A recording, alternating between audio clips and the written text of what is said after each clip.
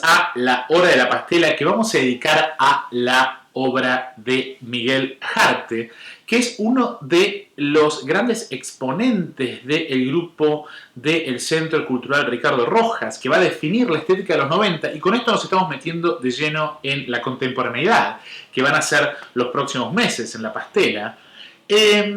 Y lo que me interesaba de Miguel Harte es que yo lo veo como una especie de Diego Rivera con su Frida Kahlo, Guadalupe Fernández, y además es un personaje que va a definir una estética muy particular, que se orienta hacia la construcción de una identidad muy específica en un mercado muy competitivo, pero que casualmente es absorbida de un artista muy poco considerado, que en este blog, en el 2013, lo planteamos en relación a Miguel Harte, que es Emilio el Gran, Emilio Renard. Con lo cual vamos a poner a Miguel Harte en el medio de ese triángulo amoroso que podemos leer a través de la obra, a través de las imágenes, entre su mujer Guadalupe Fernández y su mentor Pablo Suárez, y también en esa relación que establece él con la tradición del arte argentino, con Emilio Renard, con Pablo Suárez y también de alguna forma con Lucio Fontana, pero vamos a ver cómo funciona Suárez y con esto entramos de lleno a la contemporaneidad argentina y prepárense porque van a ver muchos más de los que ahora están activos. Empezamos. Esta es una historia de amor, y como toda historia de amor tiene vencedores y vencidos. Borges decía que la diferencia entre la amistad y el amor de pareja es que este último viene con un cúmulo de ansiedades que la amistad generalmente no incluye. Si se quiere, esta es la gran paradoja del amor de pareja. Su intensidad acaba hipotecándolo y puede ir en detrimento de ambas partes o de algunas de ellas. Sería una simplificación decir que la historia de los artistas Miguel Harte, uno de los pilares del grupo iniciado en el Centro Cultural Ricardo Rojas de la Universidad de Buenos Aires, y Guadalupe Fernández, es análoga a la de Diego Rivera y Frida Kahlo. Sin embargo, no estoy tan interesado en la narrativa de sus vidas como en el modo en el que sus imágenes negocian identidad y autonomía respecto de sus familias y colegas. Mientras Harte se embarca en una exploración de los materiales en donde lo abyecto y lo bajo es tematizado en tono de comedia, Guadalupe Fernández explora con gran sencillez y economía de recursos el poder transubstantivo de la pintura. Mientras Harte se obsesiona con agujeros y superficies penetrativas en las que lo de adentro es presentado como opuesto a lo de afuera, Fernández se constriñe a la superficie de la tela para crear un mundo en el que la naturaleza habla con imágenes. Mientras Harte tematiza el culo, Fernández tematiza la belleza de la pintura. Cuando hice mi primera visita guiada al Museo Nacional de Bellas Artes en el marco del Lamp Institute, nos sorprendimos ante la decisión de las autoridades del museo de colocar una obra que en todo caso no le hace justicia a la carrera de Miguel Harte. Me refiero a Empanada Criolla, de 1998, hecha en óleo sobre poliuretano expandido y madera entelada, con medidas de 165 por 195 por 12 centímetros, simulando una ovoide masa de empanadas con un deliberadamente feo dibujo de un ñandú escapando con una empanada en la boca. Fue Marcela Cardillo quien, como directora interina del museo en la segunda presidencia de Cristina Kirchner, intentó hacer de su necesidad virtud, transformando su desconocimiento del arte y su falta de preparación para el cargo en un guión museográfico en el que todo quedó ideologizado. De este modo, el patrimonio de arte argentino del museo fue presentado como una ofrenda a la presidenta Kirchner, quien una vez más usaba los recursos a su disposición para confirmar su idea del mundo. La obra de Harte en este contexto funcionaba como un manifiesto visual de esa inversión de lo bajo sobre lo alto, en el que lo popular fue presentado durante toda una década como condición sine qua non para la producción cultural, cuando la villa y el antiacademicismo fueron transformados en fuentes de valor artístico per se. Colocar esta obra en el atrio del museo, dando la bienvenida al visitante, hablaba no solo de las decisiones que habían tomado recientemente en materia artística el museo, como del modo en el que éste manipulaba las imágenes casi sin saberlo. Además, lejos de hacerle un favor a Harte, le quitaba la poca seriedad que le quedaba. Digo esto porque a pocos pasos estaba la escultura Los primeros funerales de Louis-Ernest Barriat, de 1878, donde Adán y Eva transportan el cuerpo de su hijo Abel, muerto en manos de su hermano Caín. Lo interesante del caso es que las figuras están paradas sobre una superficie que tiene precisamente la misma forma que la obra de Harte, colgada a menos de 3 metros de distancia. Mientras la obra de Harte se presenta como finalizada y en tanto tal glorificaba su falta de acabado constituyéndose en algo así como la epitomización de la vagancia en el contexto de una gestión que privilegió el asistencialismo, el óvalo de Barriás funcionaba como el final de un largo, arduo y sistemático proceso escultórico, que no obstante tenía una función y era el ser la base del producto de su trabajo. La base que lo sostiene, lo podemos ver ahí abajo. Ese óvalo es el resultado del esfuerzo y en tanto tal lo indica. Nada más opuesto a la glorificación de Miguel Harte como, con una obra que en su momento él mismo había considerado insuficiente y dejado arruinar en su taller. Miguel Harte nace en Buenos Aires el 17 de diciembre de 1961. Es hijo de Alicia Raffo y de Ronaldo Santiago Harte, el segundo de los que serían 6 hermanos. Fueron los fascículos de la colección de la Pinacoteca de los Genios, a la que espiaba a escondidas de pequeño, atraído por los desnudos y las situaciones eróticas en las imágenes que aún no reconocía como pinturas. Estas fueron las primeras imágenes que le interesaron. Sin embargo, y en honor a la verdad, las imágenes eróticas no atraen a un niño por eróticas, sino por excepcionales. Las mismas marcan un espacio desconocido, oscuro y abyecto, que no obstante el resto de la sociedad parece adorar, si pensamos en el contexto de una cultura de medios de comunicación de masas. Por esto no sorprende que las primeras pinturas que recuerde sean el gay San Sebastián de Andrea Mantegna, el kitsch y abyecto Jardín de las Delicias del Bosco y la muy camp Alegoría de la Primavera de Botticelli. A Harte le gusta la sensualidad en su forma ya digerida y platónica, exagerada al punto de volverse intocable. El deseo de aquello que ya no está será el tema del proyecto artístico de Miguel Harte. Veamos cómo lo articula. Con un interés temprano por el dibujo, Miguel Harte visita frecuentemente a su abuela paterna, pintora, copista, que le enseña a dibujar. Juntos frecuentan la cercana estación de Villa Devoto, donde Miguel ensayaba trenes en perspectiva y con efectos de velocidad, según recuerda. Sin intención de caer en lecturas pseudo-freudianas, si su fascinación en un principio era el cuerpo humano, este desplazamiento de su interés a la máquina que entra y sale de túneles es indicativa de la dirección que su obra adoptará en el futuro, en la que la obsesión por interiores penetrables se constituirá en tema. El arte en su familia estaba presente no solo en su abuela paterna, sino que hacia fines de los 60, junto al poeta surrealista Julio Llinás, su padre abre la Galería de Arte Viñes, en Buenos Aires. Ubicada en la calle Florida, casi esquina Corrientes, dio cabida a algunos de los inicios de las experiencias conceptuales en la Argentina. Allí expusieron Antonio Berni, Federico Manuel Peralta Ramos, Oscar Boni, Ricardo Carreira, Pablo Suárez y Emilio Renard. Estos dos últimos son figuras fundamentales en la carrera de Miguel Harte.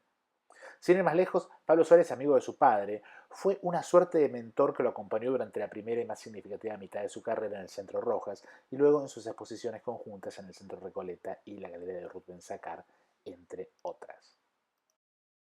Desde niño, cuando su familia se traslada a Mar del Plata, Miguel Harte se define algo así como un neurótico obsesivo. En sus propias palabras, ordenaba mis cosas como para una exhibición, como en una vidriera, con separaciones simétricas entre juguete y juguete. Su analidad, por llamarlo de alguna manera, será, como veremos, una de las características de su obra, tanto desde el punto de vista literal como metafórico. Hacia 1974, de Mar del Plata su familia se traslada a Villa General Belgrano, Córdoba, y es allí donde tiene sus primeras experiencias con óleos y pinturas. En una ocasión, un insecto queda atrapado en una de sus telas y Harte decide dejarlo como parte del trabajo. La tela de Harte se transforma en una suerte de telaraña en donde el artista tejedor obsesivo deja perversamente a su presa y busca transformar lo abyecto en arte. El insecto en ícono. Me refiero, por supuesto, al mito de Aracne, la ninfa que desafiara a la mismísima Palas Atenea. Quien en esta historia puede ser Pablo Suárez, posiblemente. Y el desafío de Aracne a Palas Atenea es a tejer el mejor tapiz, que al ser revelado provoca la ira de esta última, quien de un golpe convierte a la osada competidora en una araña, condenada por siempre a tejer. Este triángulo vicioso de Harte, Aracne y Suárez Palas, si bien simplificado, puede ser útil para entender el modo en el que este último tendió a sofocar a sus protegidos, imponiéndoles un modo comédico, pop e irreverente de abordar la realidad, casi como si esto fuera un homenaje descorporizado a sí mismo. Es así como, con Suárez como mentor, Harte pasa de ser la araña que atrapa a insecto atrapado, en una madeja ajena. Es también para esta época que Harte descubre que nunca será un maestro del color, ya que es daltónico. Y cabe preguntarse si su relación con Guadalupe Fernández no tendrá que ver con que ella es una increíble colorista. Es así que a los 14 años de edad decide abandonar el colegio para acompañar a su padre, que inicia un emprendimiento forestal en las Sierras Grandes de Córdoba, otro proyecto junto a Pablo Suárez, quien no solo parece ser su mentor artístico, sino un miembro más de su familia. De regreso a Buenos Aires en 1977, Harte retoma los estudios, pero para entonces Suárez está aún más presente en su vida, estableciendo un tipo de relación, yo diría ateniense, entre hombre mayor dominante y joven bello sumiso. Va a ser Suárez quien lo acerque a la obra de Antonio Berni y Florencio Molina Campos, fundamental para entender sus comienzos de inversión de lo bajo sobre lo alto y de glamorización de lo popular y lo cómico como fuente autónoma de valor artístico. Más allá de la posibilidad de lo físico, la relación entre Suárez y Harte está cargada de un componente homoerótico que también se extendió a la vida profesional paralela al arte. En una interesante y posiblemente proyectiva lectura de Rafael Cipollini en el catálogo de una de las muestras conjuntas de Harte, Suárez y Pombo en Ruth Ben-Sakar, Cipollini dice: desde la irrupción del trío quedó bien claro que dos ejes básicos de motivaciones hacían centro en un común denominador, convirtiéndolo en su motor elemental, alimentándose a sí mismo de la heterogeneidad de sus estéticas personales. Primero, la celebración y construcción de una amistad conjunta, el festejo e intercambio de creaciones de tiempo paralelo, más por último, la relación intensa con una poética de materiales conducida por una nítida inspiración autobiográfica. Hay una constante de elección afectiva de materiales, de manera tal que estos donan sentido a una laboriosidad de artista desde la intercomunicación inmediata y el diálogo que proponen sus analogías. Fundados estos vasos comunicantes, la amistad de Harte, Pombo y Suárez se da cita en un amor compositivo, en la manipulación y transformación erótica de la materia prima en un relato privado y a la vez altamente diagonal, indicado por la charla ininterrumpida en los canales delgados que conducen al secreto de sus vidas. Podemos decir que la amistad de Pablo Suárez y Miguel Harte debe ser entendida en los términos homoeróticos del reconocimiento de la virtud mutua. Uno da juventud y futuro y el otro da sabiduría y experiencia. Para que este tipo de relaciones se cumplan, tienen que sublimarse en el conocimiento. La obra de Harte se transforma así en un lugar en el que el sexo con su maestro Suárez ocurre de manera sublimada. Y a Suárez le gustaban los jóvenes. De hecho, compartieron cosas de chongos, como un negocio de marcos que mantenían en el mismo edificio donde tenían sus talleres, entre otros, Alberto Heredia, Víctor Gripo y Emilio Renart, con quienes compartían reuniones y sobremesas.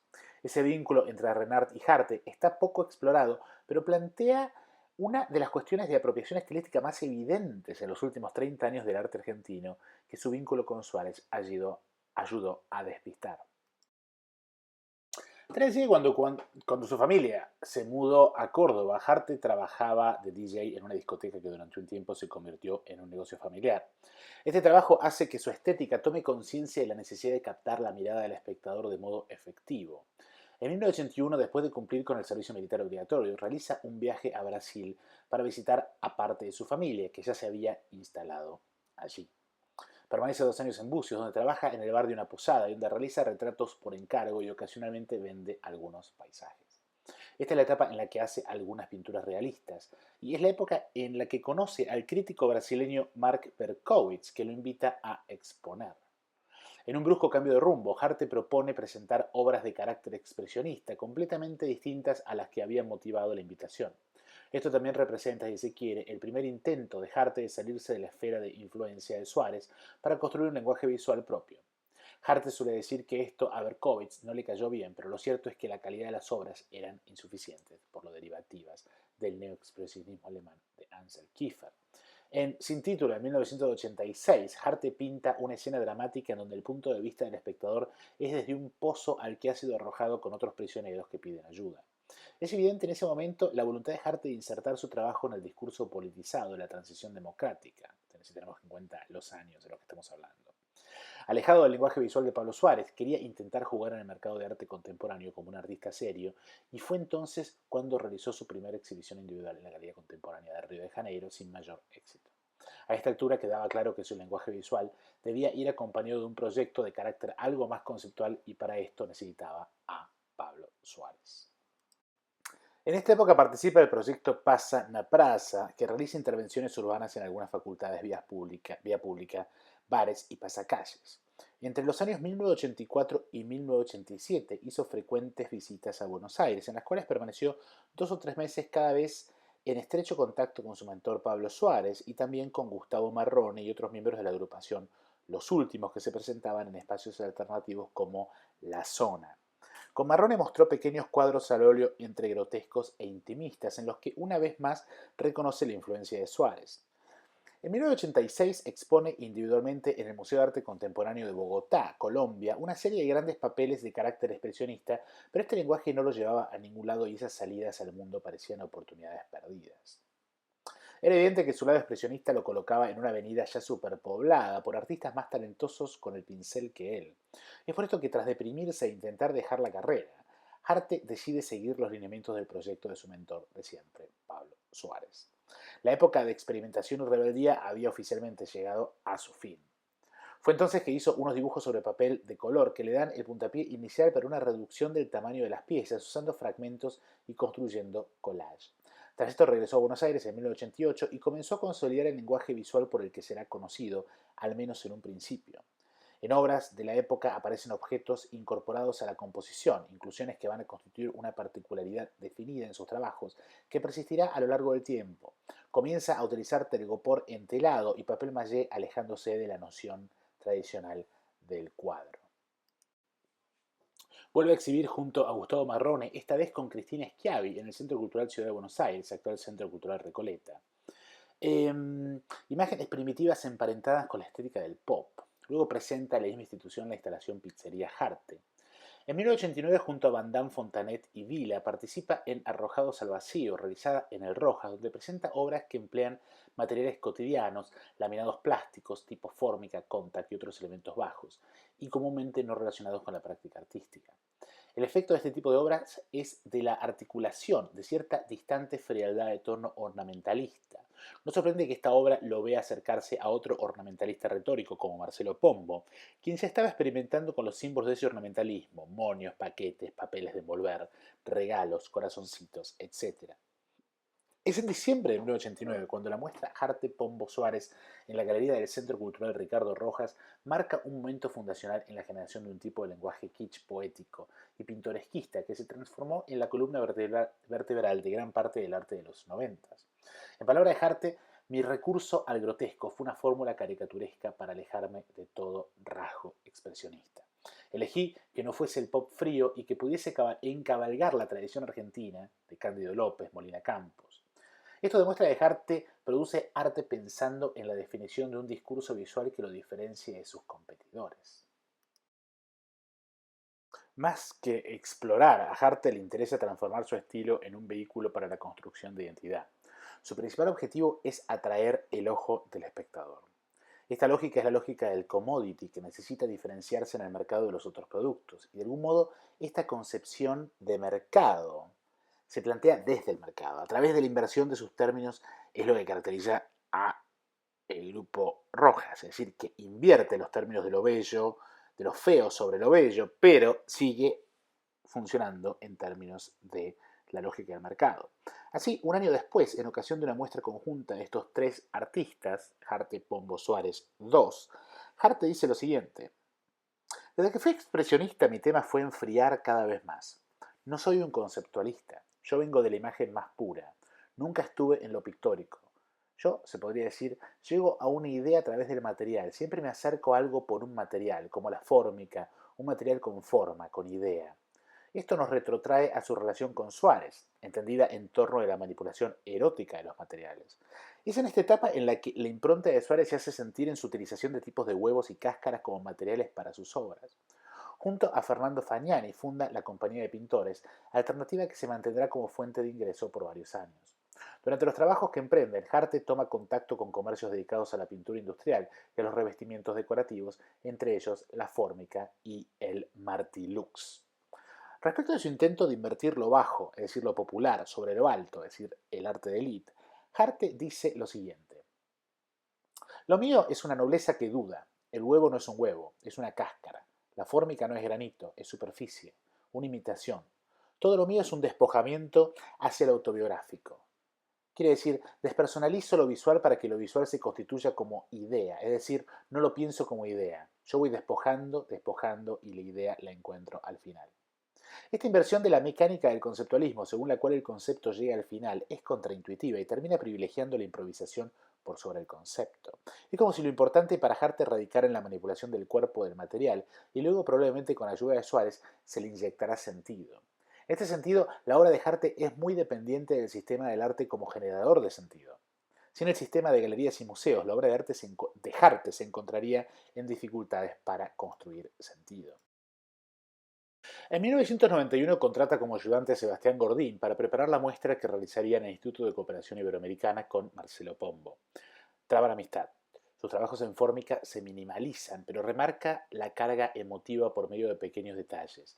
Agrega a las superficies lisas y límpidas luces y pequeñas gotas transparentes semejantes a lágrimas.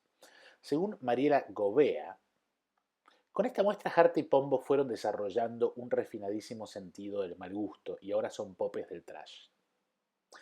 Más inteligentemente, Elena Oliveras, en su reseña de la muestra para el diario Clarín, llama la atención sobre dos aspectos de la obra de Harte, que son su tematización del soporte y su desnaturalización de lo natural. En sus palabras, y estoy citando a Oliveras, ícono y soporte resultan términos alternativos de una lectura visual que en épocas anteriores ha estado orientada a la jerarquización perceptiva de uno solo de los miembros. A través del recurso del collage, la intercambiabilidad de términos se extiende más allá de las fronteras del arte para situarnos en el dominio de lo cotidiano y efímero.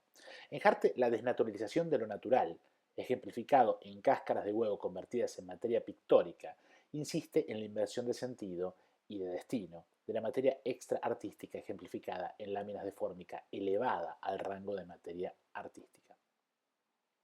Según él, durante 1992, por el mal uso del soplete, derrama accidentalmente esmalte sintético Martilux, pintura habitualmente usada para superficies metálicas y más concretamente para cajas de seguridad y alacenas de cocina. Este hecho aparentemente accidental le permite descubrir las superficies nacaradas y las formas azarosas del derramado que le sugieren imágenes más bien orgánicas, como si de las superficies membranosas de Alien el octavo pasajero se tratara. Este es el descubrimiento que le permite al daltónico artista prescindir de la paleta para solo limitarse a tonos metalizados y verdosos. Es el uso de esta pintura que finalmente le permite transformar a aquel fondo al que hacía referencia Elena Oliveras en Clarín en el objeto principal del cuadro. Sin embargo, este es también el momento en el que su obra se apropia de la de un artista que exhibiera en la galería de su padre, Emilio Renard. Bueno, ahora estamos viendo imágenes de una muestra en la cual, que tuvo lugar en el 2014, si no me equivoco. Esto es un año después que en este blog, en Love Are Not People, hiciéramos explícita la relación entre Renard y Harte. No estamos en los créditos, no importa. Sin embargo, sirve las imágenes para la comparación. Si bien los objetos que Harte desarrollará a partir de este momento lucen demasiado similares a los de Renard, el proceso creativo de ambos no puede ser más distinto. Mientras Harte pontificaba el no pensar hasta que el objeto estuviera terminado, Renard admiraba a Leonardo da Vinci y fue su modelo de uomo universale, igual que para Joseph Beuys, cuyo interés por la biología y su derivación a la cultura está en la base de su estética. Biocosmos, de 1962, es una imagen lunar o terrestre donde la materialidad de la superficie revive el origen más lejano de la formación de un organismo, un mundo, un cosmos. Pero este no se queda en la imagen plana, para la redundancia, el plano, avanza hacia nosotros con una protuberancia cuyo tamaño duplica la del plano. En estos trabajos me impulsaba la idea de fusionar técnicas, entonces obraban por separado, como también ligar lo intuitivo con lo racional, lo que equivalía a acercar el arte a la ciencia, escribió Renard en su libro Creatividad, de 1986. Como Harte, Renard experimentaba con materiales nuevos. La obra estaba compuesta de una estructura metálica, lienzo, yeso, pinturas, barnices y arenas. El biocosmos dejaba atrás el concepto clásico de representación. Era una presentación, un cuerpo biológico que imponía su presencia al espectador avanzando en el espacio, ocupándolo. El integralismo Biocosmo número 5 de 1967, que participó en la Bienal de San Pablo, era una verdadera materialización cósmica donde la resina poliéster, sumada a la inclusión de luces en la propia obra, es recordada para quienes pudieron verla como una verdadera maravilla. No sorprende que la obra se haya desintegrado en el camino de regreso a Buenos Aires. La diferencia entre Harte y Renard es que, si bien Harte contó con todo tipo de apoyos a través de sus padres galerista y de Pablo Suárez, Renard no. La suerte de Emilio no fue mucho mejor que el de sus obras, en su mayoría destruidas. Sus obras no se vendían y en general su lenguaje era incomprendido por el gran público. En sus propias palabras, llegué a una situación tope en el 68. Me sentía muy mal y aprovechando una beca del Georges Braque me fui a París donde estuve 5 meses. Evidentemente yo quería huir de mi país, de mis amigos, de mi familia, es decir, quería huir de mí. Y ahí en Francia me hice una pregunta fundamental. ¿Qué me está pasando? Me di cuenta que estaba envuelto en un individualismo tremendo. Entonces, ¿cómo solucionaba eso? Dejar o atenuar ese individualismo significaba que tenía que descubrir a los demás. A partir de ese momento comencé a desarrollar mi componente social. Hasta ese momento estaba con mi persona y pidiendo con los demás. Ahí me di cuenta de que ese componente social no estaba desarrollado. Es entonces cuando comienza una nueva etapa. Abandona la tarea de producción artística para retomarla recién en 1976 y se dedica a la reflexión teórica a través de la educación, fundamentalmente ejerciendo la docencia en la Priliano Pueyrredón y en su taller particular. Años más tarde, el entonces director del Museo Eduardo Sívori, Hugo Monzón, le pide que dicte un curso de creatividad para reactivar el museo que entonces funcionaba en el Centro Cultural San Martín. Programado con una duración de un mes, pasó a abarcar 3 niveles con una duración aproximada de un año. Entre los años 1985 y 1988 pasaron por él mismo más de 2.000 personas, artistas y gente común. Recordad hasta el día de hoy como una de las experiencias más interesantes que se realizaron a nivel grupal en una institución de este tipo. Los textos que entonces Renard preparó para desarrollar el curso los llevó a publicar en agosto de 1987 el libro Creatividad, editado por Ancilotti. Mientras Harte se encerraba en la cofradía del taller de Barracas, El Rojas y Suárez Pombo, Renard como Beuys formaban espectadores de arte. Para Joseph Beuys también la labor docente fue fundamental a partir de 1967 y es entonces cuando desarrolla el concepto de escultura social, en la que estaba implícita la idea de valorar la libertad humana y las relaciones sociales por sobre los valores materiales. Para Beuys, el pensamiento, el sentimiento y la voluntad son los materiales del arte. Si se quiere, la comparación entre el vínculo Harte-Suárez y Renard-Beuys son un buen indicador del cambio ético que sobrevino entre la década del 60 y la década del 90. Aunque solo a manera de síntesis trataremos de exponer los fundamentos sobre el arte y la creatividad que Renard organizó sistemáticamente partiendo de un largo proceso de investigación y de una experiencia docente real.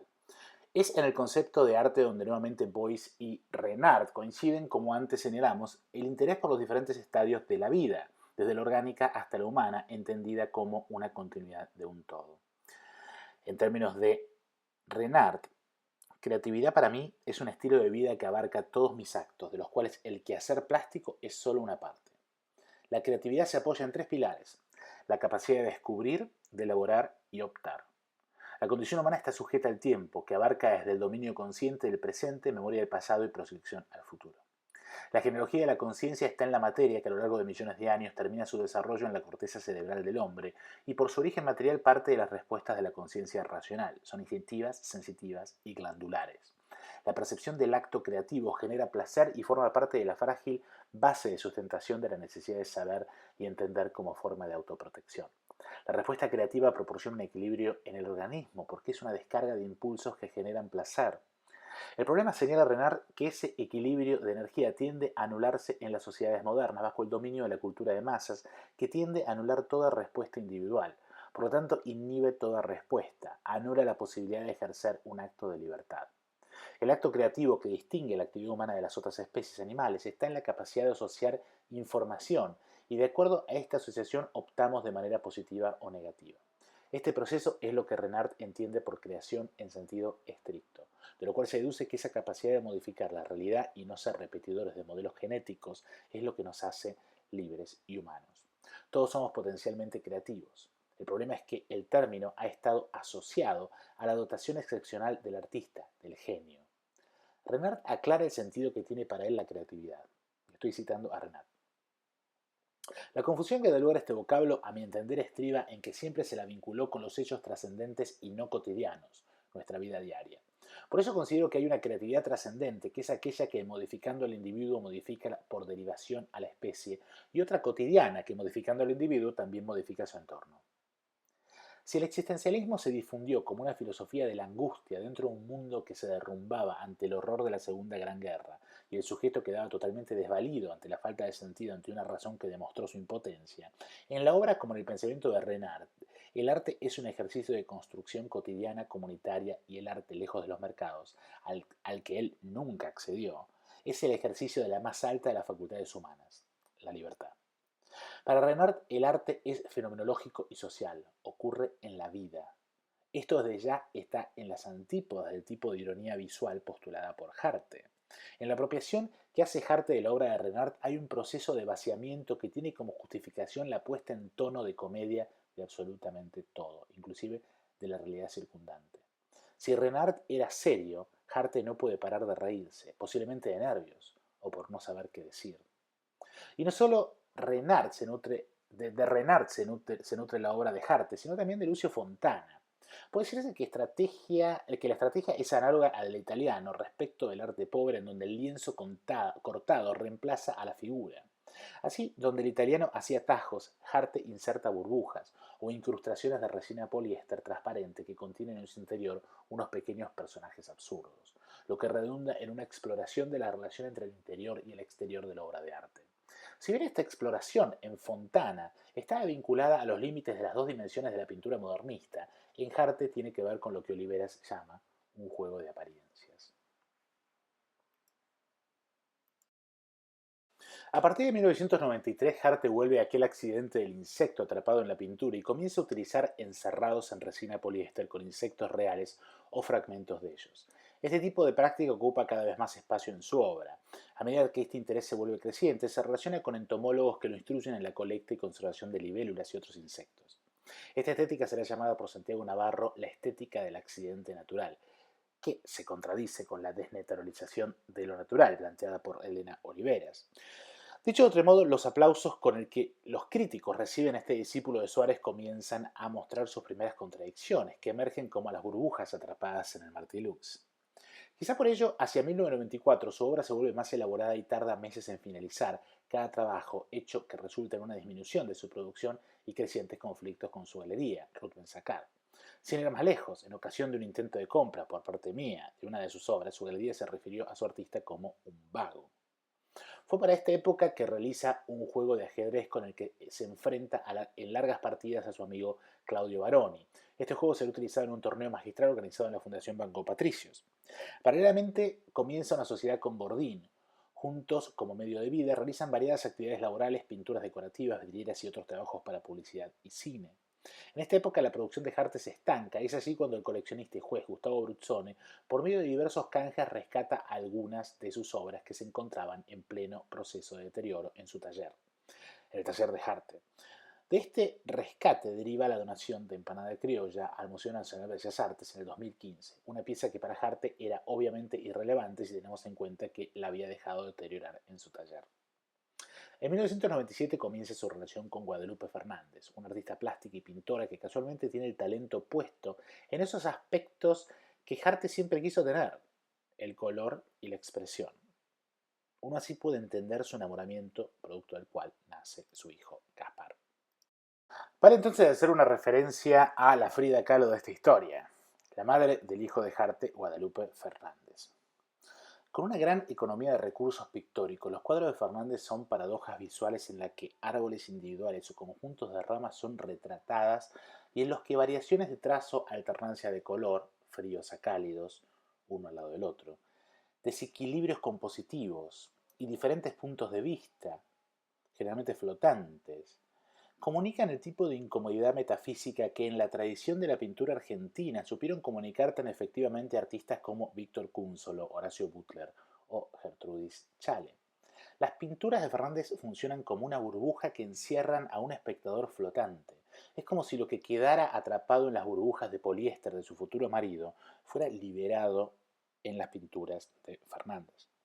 En ellas hay una experiencia flotante y liberadora hacia adentro de la obra de arte, pero sin quedar atrapado. Es por esto que, mientras para Fernández la obra de arte es un instrumento de liberación como para Renard, para Harte es un vehículo de apresamiento. No sorprende así que en la muestra individual de 1998 en la Galería Ruth Ben-Sakar, los mundos microscópicos de Harte emerjan ganando en escala y profundizando su entorno ficcional. Dicho de otro modo, él absorbe al menos por un tiempo la mirada de su mujer y la aplica a sus mundos microscópicos en donde comienza a emerger una mitología de seres alados protegidos por esferas de cristal, mares de mercurio, árboles nacarados, etc. En esa época crea fauna, floras y humanoides y reproduce insólitos órganos sexuales. Su obra deja de plantear esa inversión de lo bajo sobre lo alto promovida por Pablo Suárez y Marcelo Pombo, para entrar en un terreno más ficticio, mitológico, representativo y expresivo. Harte abandona aquel conceptualismo invertido para adentrarse en un expresionismo autorreferencial que no se logra con la pintura sino con el modelado de aquellos materiales con los que ha venido trabajando. Al mover a su familia al centro de su obra, al punto de transformar a su hijo Gaspar y a sus juguetes en su iconografía, Pablo Suárez y la ironía de la inversión de lo bajo sobre lo alto quedan atrás. En esta época, en esta etapa familiar, el humor no es articulador como sarcasmo de puto malo, como en Pablo Suárez, sino como afectuosa ironía. Surgen pistas con automóviles con sus nombres propios y familias de animales poco reconocibles cuyos vástagos asustados se cobijan en árboles nacarados, propios del mundo de los sueños que caracteriza la obra de su mujer. Un ejemplo de esto es Gasparlandia, del 2001, en donde las cuestiones de escala y de punto de vista son interrogadas con esa mirada metafísica que caracteriza el pictorialismo de su mujer. Lo mismo puede observarse en Trampa Mortal, de 2001, obras que de todos modos son consistentes con esa problematización de la relación entre el soporte y el icono, ahora transformados en pista y autitos de juguete. La creciente infantilización de su lenguaje visual coinciden con su liberación de Pablo Suárez, y quizá precisamente por eso es que pueda siquiera ocurrir. El sistema del arte sigue apoyándolo y su obra Accidente Doméstico, que acá estamos viendo, obtiene el primer premio de escultura del Salón Fortabat, organizado en el Museo Nacional de Bellas Artes de Buenos Aires. Entre el 2000 y el 2001 produce poco, dedicándose al gran formato. Los detalles de su obra anterior ahora aumentan de tamaño, al punto de ocupar casi la totalidad de las superficies. Abandona de a poco los mundos atrapados en burbujas y comienza a preocuparse por cuestiones más relevantes para la disciplina de la escultura, como el equilibrio y el espacio. En Colonias 2000, una suerte de raíz marciana se posa sobre sus delicadas puntas, desafiando la gravedad. Después de 9 años, muestra nuevamente con Marcelo Pombo y Pablo Suárez, en lo que fue Harte Pombo Suárez número 4, en la Galería de Ruth Ben-Sakar, en lo que sería la última versión del trío.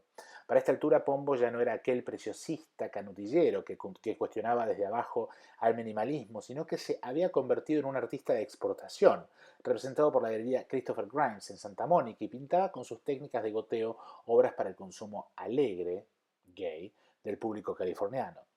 Lo que antes provocaba risas ahora proclamaba estatus de seriedad. Algo similar ocurre con Suárez, quien presenta su serie de boxeadores y chongos minimizándolos y transformándolos en objetos libidinales. En esta muestra Harte aparece infantilizado y su excesiva ironía le hace perder el eje de lo que en algún momento fue su investigación estética post-Renard y Fontana.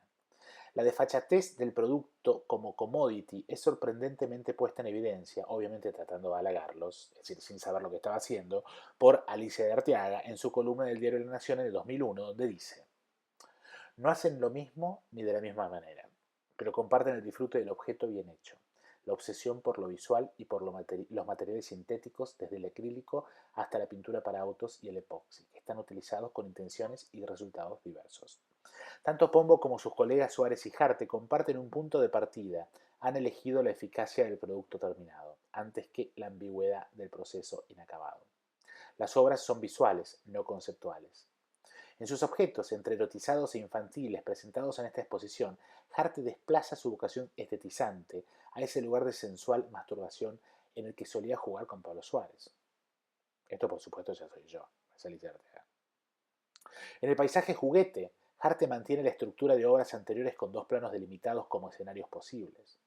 Arriba el juego y abajo el paisaje, con las raíces macizas similares a las de un ombú.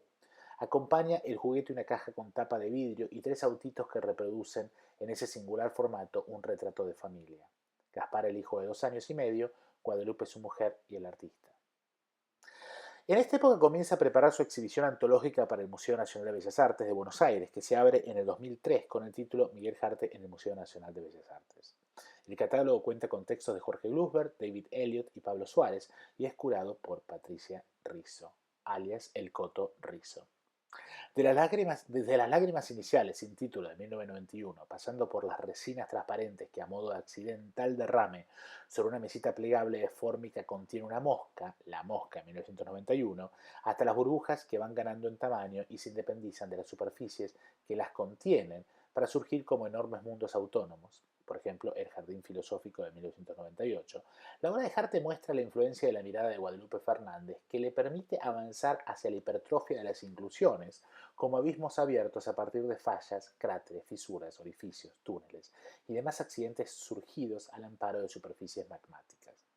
Las inclusiones crecen hacia adentro de las formas que las contienen, o bien desbordan esas mismas formas, ya que no pueden oficiar de continente, y ese crecimiento plantea un desdoblamiento del adentro en el afuera. Y es así que un año después Guadalupe y él contraen matrimonio, y el año siguiente nace Violeta, su segundo hijo de la pareja, su hija Violeta.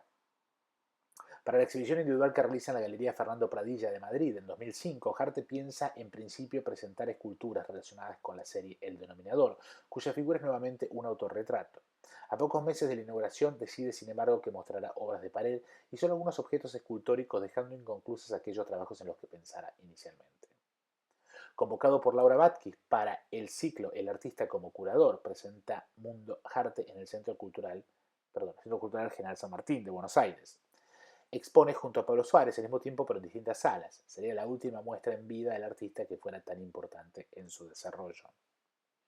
Este año los entomólogos de la Universidad de Buenos Aires, de la Universidad de La Plata, Musón y Lozano, describen y nombran un odonato o libélula ecuatoriano llamándolo en homenaje a Harte a Cantagrion hartei, registrado en la USNM para el Smithsonian National Museum of Natural History de Washington. En abril de 2006 fallece Pablo Suárez, con quien compartiera intensamente sus últimos meses de vida. En mayo también muere su madre, Alicia Raffo. En una etapa de poca producción nos encontramos en este momento. Recién en el mes de octubre, tras una invitación de Alberto Pasolini, exhibe con él y Alfredo Prior en el Centro Cultural de España, en Buenos Aires. Los artistas se autonombran Jet Lag Trio e intervienen en las vidrieras de dicho espacio. Harte elabora un viejo proyecto, una serie de objetos tocables. La intención es que quepan en la mano, que parezcan ser desprendimientos de obras mayores. En el 2013, Love Are Not People plantea por vez primera la obvia afinidad visual y estilística entre Renard y Harte. Sin embargo, y a pesar de agradecerme por la asociación vía email, no incluyó ese texto en su website. Sí incluye en cambio un texto de M.C. Danzig referido a una muestra que tiene lugar en el 2014, en donde se coloca por primera vez, y probablemente desde que Lamp lo planteara tan claramente, en una misma muestra a la obra de Renard al lado de la de Harte. Al respecto, Danzig dice: como las de Renard, las piezas de Harte están a mitad de camino entre la pintura y la escultura. Esculturas de pared, pinturas que se elevan desde el piso. Lo suyo claramente es el volumen, la representación de un cuerpo degenerado que alcanza momentos de goce maravilloso y de horror absoluto. ¿Acaso hay algo más tenebroso que el ano, la boca de esa serpiente abismal que es el tracto digestivo? Les advertimos que esto podía ser repugnante, y lo es. Harte nos enfrenta al vértigo de un cuerpo exuberante, sin control ni censura. Alude a lo material, no tanto por la materia en sí misma, esto es resina poliéster con fibra de vidrio y masilla camuflada con pintura bicapa, sino en todo caso por el fluir, la transformación de la materia. Por eso la representación en Harte, que es clara, es también relativa cuando la resina, tan presta a la mímesis policromada, se muestra como es translúcida y divina. También están los insectos reales, la menos animal de las encarnaciones animales, que se expresan en su corporeidad y al mismo tiempo cumplen con su rol interpretativo en una ficción que los confunde con perlas y con hadas. Harte no renuncia a la narración, ese estigma de la obra contemporánea, aun cuando el curador Gustavo Marrone haya elegido sus piezas más abstractas. En el recorte todavía se ven los resabios de esa obra temprana que alude al pop, al cómic, la ciencia ficción y, por qué no, al surrealismo. Sí, una catarata de referencias, quizá demasiadas, dice Danzey. En eso Harte, como Renard, es escurridizo y exuberante. Como vemos, digamos, a Danzey le pasa completamente por encima la cuestión de la relación entre Renard y Harte a la que no hace referencia. Sin embargo, Danzey pone énfasis en dos cuestiones. Una es la capacidad alquímica del arte de Harte, al colocarse en el lugar del que transforma lo bajo, materiales bajos, en algo elevado, arte, pero que al mismo tiempo acaba usando como iconografía el ano, que es el lugar en el que lo elevado, es decir, lo delicioso, la comida, al salir se transforma en mierda. El tema con el ano como alegoría del adentro y el afuera es que cuando recibe un pene, transforma la agresión en algo superior. Posiblemente el amor que él siempre sintió por Pablo Suárez. Sí, me refiero al posiblemente deseo de ser penetrado por su maestro ya muerto. Nos vemos en la próxima pastela. Chao.